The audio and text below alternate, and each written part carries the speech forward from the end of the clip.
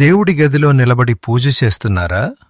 అయితే ఈ నిజాలు మీరు ఖచ్చితంగా తెలుసుకోవాల్సిందే. అందరికీ నమస్కారం. మన ది పురాణిక్ పాత్ ఛానల్కు స్వాగతం. మన హిందూ సంప్రదాయంలో పూజ అనగానే కేవలం దేవుడి ముందు 2 అగరబత్తీలు వెలిగించి దండం పెట్టుకుని వెళ్ళిపోయే ఒక సాధారణ ప్రక్రియ కాదు. నిజానికి పూజ అంటే జీవాత్మను పరమాత్మతో అనుసంధానం చేసే ఒక మహా అద్భుతమైన శాస్త్రీయమైన ఆధ్యాత్మిక సాధన. కానీ నేటి ఉరుకులు పరుగుల జీవితంలో వేగవంతమైన జీవనశైలి కారణంగా చాలామంది దేవుడి గదిలోకి వెళ్లి హడావిడిగా నిలబడే దండం పెట్టుకుని బయటకు వచ్చేస్తుంటారు. ఇంకొంతమంది అయితే ఆఫీసుకు వెళ్లే తొందరలో దేవుడి ముందు క్షణంపాటు నిలబడి ఏవో కొన్ని మంత్రాలు చదివేసి పూజ పూర్తయిపోయిందని భావిస్తుంటారు. అయితే మన ఆగమశాస్త్రాలు, జ్యోతిష్య నిపుణులు చెబుతున్న దాని ప్రకారం ఇలా నిలబడి పూజ చేయటం అనేది పూర్తిగా శాస్త్రవిరుద్ధం. మరి నిలబడి పూజ ఎందుకు చేయకూడదు? కూర్చుని పూజ చేయటం వెనుక ఉన్న లోతైన శాస్త్రీయ ఆధ్యాత్మిక రహస్యాలేమిటి? పూజా సమయంలో మనం ఏ దిక్కును కూర్చోవాలి, పూజా ద్రవ్యాలు ఎలా అమర్చుకోవాలి అనే అత్యంత ముఖ్యమైన విషయాలను ఇప్పుడు మనం ఎలాంటి సందేహాలకు తావు లేకుండా ఈ వీడియోలో వివరంగా తెలుసుకుందాం. శాస్త్రాల ప్రకారం దైవ ప్రార్థన చేసేటప్పుడు మనిషికి అత్యంత అవసరమైనది ఏకాగ్రత మరియు సంపూర్ణ శరణాగతి. మనం నిలబడి ఉన్నప్పుడు మన శరీర బరువు అంతా పాదాల మీద పడుతుంది. తద్వారా గురుత్వాకర్షణ శక్తి వల్ల రక్త ప్రసరణ ఎక్కువగా కింది భాగాలకే జరుగుతుంది. దీనివల్ల మనసు నిలకడగా ఉండదు, మెదడుకు తగినంత విశ్రాంతి లభించక ఏకాగ్రత పూర్తిగా చెదిరిపోతుంది. అలాగే నిలబడి ఉన్న స్థితిలో మన చుట్టూ ఉండే ప్రాపంచిక ఆలోచనలు, ఆందోళనలు మనసును సులభంగా ఆక్రమిస్తాయి. కాబట్టి నిలబడి పూజ చేస్తే భక్తిలో సంపూర్ణత లోపించి ఆ పూజకు తగిన పూర్తి ఫలితం దక్కదని పండితులు స్పష్టంగా వివరిస్తున్నారు. అంతేకాకుండా వాస్తూపరంగా చూసుకుంటే కొంతమంది ఇళ్లల్లో స్థలం లేకనో లేదా ఇంటీరియర్ డిజైన్ కోసమో దేవుడి మందిరాన్ని లేదా విగ్రహాలను చాలా ఎత్తులో ఏర్పాటు చేసుకుంటారు. దీనివల్ల తప్పనిసరి పరిస్థితుల్లో ప్రతిరోజూ నిలబడే పూజ చేయాల్సి వస్తుంది. వాస్తుశాస్త్రం ప్రకారం ఇది చాలా పెద్ద దోషం. ఇలా నిలబడి పూజ చేసే ఇళ్లల్లో ప్రతికూల శక్తులు అనగా నెగటివ్ ఎనర్జీ పెరిగిపోయి ఆర్థిక ఇబ్బందులు, కుటుంబ సభ్యుల మధ్య కలహాలు మరియు మనశ్శాంతి కరువయ్యే ప్రమాదం చాలా ఎక్కువగా ఉంటుంది. అందుకే మన పెద్దలు దైవారాధన ఎప్పుడూ కూడా ఒక ప్రశాంతమైన ప్రదేశంలో ఒక ఆసనం మీద ప్రశాంతంగా కూర్చుని మాత్రమే చేయాలని నియమం పెట్టారు. మనం సుఖాసనం లేదా పద్మాసనం వేసుకుని కూర్చున్నప్పుడు మన శరీరంలోని వెన్నెముక నిటారుగా ఉంటుంది. ఈ స్థితిలో మూలాధార చక్రం నుండి సహస్రార చక్రం వరకు ఒక అద్భుతమైన శక్తి ప్రవాహం జరుగుతుంది. మన దేహం, మనసు రెండూ ఒకే సమతుల్యతలోకి వచ్చి దైవం పట్ల మనకు అపారమైన ఏకాగ్రత, భక్తిభావం కలుగుతాయి. అలాగే కూర్చుని పూజ చేయడం వల్ల రక్త ప్రసరణ గుండె మరియు మెదడు భాగాలకు సక్రమంగా జరిగి మనసుకు అవసరమైన ప్రశాంతత చేకూరుతుంది. కాని ఇక్కడ చాలామంది చేసే మరొక పెద్ద పొరపాటు ఏంటంటే కూర్చునేటప్పుడు నేరుగా చల్లటి నేల మీద కూర్చుని పూజ చేస్తుంటారు. పురాణాల ప్రకారం దేవుడికి పూజ చేసేటప్పుడు, మంత్రజపం చేసేటప్పుడు మన శరీరంలో ఒక రకమైన అద్భుతమైన విద్యుదయస్కాంత శక్తి అనగా పాజిటివ్ ఎనర్జీ మరియు ఉష్ణం పుడతాయి. మనం నేరుగా నేల మీద కూర్చుంటే ఆ ఉత్పత్తి అయిన పుణ్యఫలం మరియు దైవిక శక్తి అంతా భూమాకర్షణ శక్తి వల్ల నేలగుండా భూమిలోకి వెళ్ళిపోతుంది. అందుకే పూజ చేసేటప్పుడు ఖచ్చితంగా చాప, చెక్కపీట లేదా ఒక శుభ్రమైన వస్త్రం వంటి ఆసనాన్ని ఉపయోగించాలి. ఈ ఆసనం అనేది ఒక విద్యుత్ నిరోధకంలాగా పనిచేసి మన శరీరానికి మరియు భూమికి మధ్య ఒక అడ్డుగోడను ఏర్పాటు చేస్తుంది.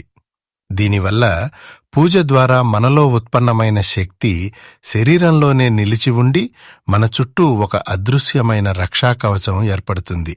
తద్వారా దైవానుగ్రహం సంపూర్ణంగా సిద్ధిస్తుంది.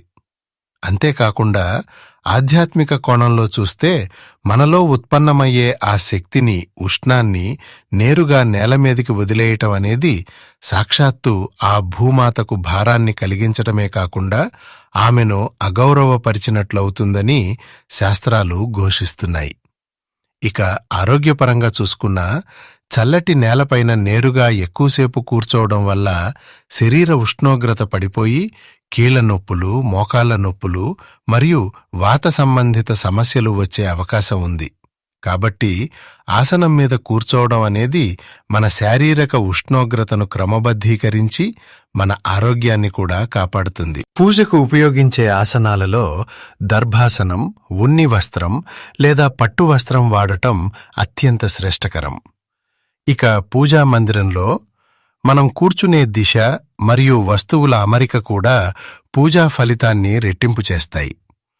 పూజ చేసేటప్పుడు మన ముఖం ఎప్పుడూ కూడా తూర్పు దిశ వైపు లేదా ఉత్తర దిశ వైపు ఉండేలా చూసుకోవాలి. తూర్పు దిక్కు సూర్యభగవానుడికి నిలయం కాబట్టి ఆ దిశగా తిరిగి పూజ చేస్తే సకల రోగాలు నశించి ఇంట్లో సానుకూల శక్తి అనంతంగా పెరుగుతుంది. అలాగే ఉత్తర దిక్కు కుబేరుని స్థానం కాబట్టి ఆ దిశగా తిరిగి పూజ చేయటం వల్ల ఇంట్లో అష్టైశ్వర్యాలు వృద్ధి చెందుతాయి.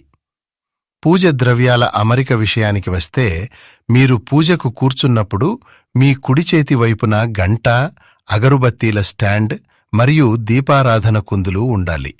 ఎందుకంటే కుడి భాగం అనేది సూర్యనాడికి ప్రతీక. ఇది కర్మలకు, తేజస్సుకు నిలయం. ఇక ఎడమ చేతి వైపున పండ్లు, పూలు, నైవేద్యం, శంఖం మరియు జలపాత్ర అనగా ఆచమనం చేసే పంచపాత్ర ఉండాలి. ఎడమ భాగం చంద్రనాడికి ప్రతీక. ఇది శాంతికి, సమృద్ధికి చిహ్నం. ఇలా అమర్చుకోవడం వల్ల మన పూజా విధానంలో శివశక్తుల సమతుల్యత ఏర్పడి కోరిన కోరికలు వెంటనే నెరవేరుతాయి. వీటితో పాటు పూజా మందిరంలో దేవుడి విగ్రహాలు లేదా పటాలను అమర్చుకునేటప్పుడు కూడా ఒక ముఖ్యమైన నియమాన్ని పాటించాలి. అదేమిటంటే దేవుడి పీఠం ఎప్పుడూ కూడా మనం కూర్చునే ఆసనం కంటే కొంచెం ఎత్తులో ఉండేలా చూసుకోవాలి. దీనివల్ల మనం కూర్చున్నప్పుడు మన కంటి చూపు సరిగ్గా దేవుడి పాదాల వద్ద నిలుస్తుంది.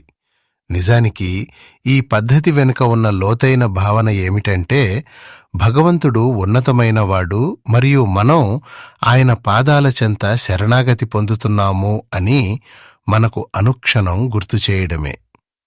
ఇలా బాహ్యంగా పూజాస్థలాన్ని సిద్ధం చేసుకున్న తర్వాత మనల్ని మనం కూడా సిద్ధం చేసుకోవడం అంతే ముఖ్యం.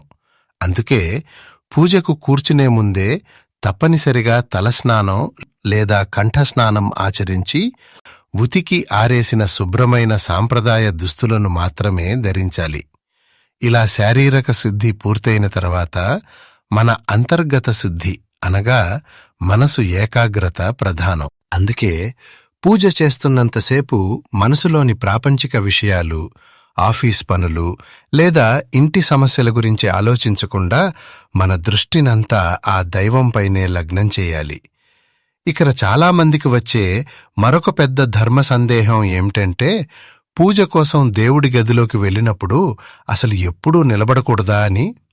దీనికి శాస్త్రం చెబుతున్న సమాధానం ఏమిటంటే పూజ మొత్తం ఆసనంపై కూర్చుని ప్రశాంతంగా పూర్తయిన తర్వాత చివరగా స్వామివారికి మంగళహారతి అనగా కర్పూర నీరాజనం ఇచ్చే సమయంలో, అలాగే మంత్రపుష్పం సమర్పించే సమయంలో మాత్రమే మనం నిలబడాలి.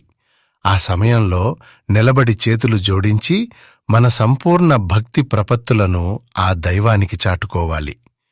ఇక పూజ ముగిసిన తర్వాత వెంటనే లేచి వెళ్ళిపోకుండా ఆ ఆసనం మీదే ఒక 2 నిమిషాలు ప్రశాంతంగా కూర్చుని ధ్యానం చేయాలి. ఆ తర్వాత భగవంతుడా, తెలిసిగాని తెలియకగాని నేను ఏవైనా తప్పులు చేసి ఉంటే నన్ను క్షమించి నీ కృపాకటాక్షాలు మా కుటుంబంపై ఉంచు అని అపరాధ క్షమాపణ వేడుకోవాలి. చివరగా మీరు కూర్చున్న ఆసనం కింది నేలను కుడి చేతి ఉంగరం వేలుతో తాకి ఆ వేలిని కళ్ళకు అద్దుకుని ఆ తర్వాతే అక్కడి నుండి లేవాలి. ఇలాంటి క్రమశిక్షణతో కూడిన ఆరాధన మనం ప్రతిరోజూ చేస్తే ఆ ఇల్లు ఒక దేవాలయంలా మారిపోయి వాస్తు దోషాలన్నీ పటాపంచలైపోతాయి. ఇంట్లో ప్రతికూల శక్తులు నశించి ఆ శ్రీ మహాలక్ష్మి సకల అష్టైశ్వర్యాలతో మీ ఇంట కొలువై ఉంటుంది. మానసిక ప్రశాంతత, శారీరక ఆరోగ్యంతో పాటు జీవితంలో మీకు ఎదురయ్యే ఆటంకాలన్నీ తొలగిపోయి కుటుంబంలో సుఖ సంతోషాలు వెల్లివిరుస్తాయి. కాబట్టి ఇకపై ఎప్పుడూ కూడా హడావిడిగా నిలబడి దండం పెట్టుకోకుండా కనీసం ఒక 5 నిమిషాలైనా సరే శ్రద్ధగా ఒక ఆసనం వేసుకుని ప్రశాంతంగా కూర్చుని దైవారాధన చేయడానికి ప్రయత్నించండి. చూశారు కదా, పూజా విధానంలో మనం పాటించాల్సిన సరైన పద్ధతులు మరియు ఆ నియమాల వెనుక దాగిన గొప్ప సైన్స్ గురించి. ఈ ముఖ్యమైన సమాచారం మీకు ఏమాత్రం ఉపయోగపడిందనిపించినా దయచేసి వెంటనే ఈ వీడియోని లైక్ చేసి మీ బంధుమిత్రులందరికీ తప్పకుండా షేర్ చేయండి. తద్వారా వారు కూడా దైవారాధనలో చేసే ఈ చిన్న చిన్న పొరపాట్లను సరిదిద్దుకుని భగవంతుని సంపూర్ణ ఆశీస్సులు పొందేలా మీరు సహాయం చేసిన వారవుతారు. అలాగే ఇలాంటి మరెన్నో అద్భుతమైన పౌరాణిక రహస్యాలు, జ్యోతిష్యశాస్త్ర నియమాలు మరియు మన ధర్మ సందేహాల నివృత్తి కోసం మన ది పురాణిక్ పాత్ ఛానల్ని ఇప్పుడే సబ్స్క్రైబ్ చేసుకోవడం మాత్రం మర్చిపోకండి. ఇక వెళ్లే ముందు మీ విలువైన అభిప్రాయాలను కింద కామెంట్స్లో తెలియజేస్తూ ఆ పరమశివుడిని స్మరిస్తూ ఓం నమః శివాయ అని రాయండి. ధన్యవాదాలు.